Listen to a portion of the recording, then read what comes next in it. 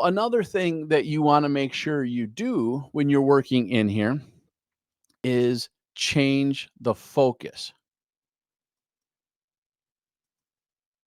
So one of the things that you want to do in here every so often is change the focus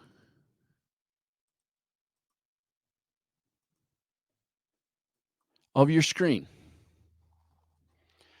Now, what happens when you're talking about adult education and when you're in here working on that stuff, you don't want to have the PowerPoint running at all times. You don't want to have the face running at all times. You don't want to have that in place because um, we zone out. There's basically studies that have been done that said essentially about every 15 minutes or so, we're going to have to do something to redirect the brain, refocus it, regrab that attention.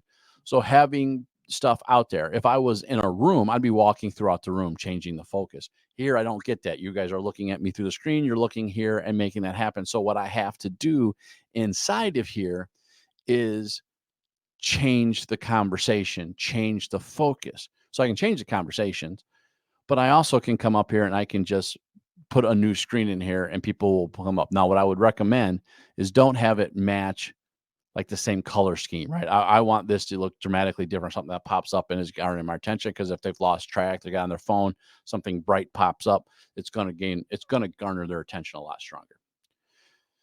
The other thing I'm always going to recommend is have chapters and teasers, right? So in YouTube, YouTube wants you to have the chapters. They want you at the 5-minute mark. This was talked about. It's a 7-minute mark. This was talked about at 9-minute mark. That still works for us because sometimes we just want to get to the point. Now we'll be willing to wait here because this is live, right? Webinars are traditionally live. They don't have to be, by the way.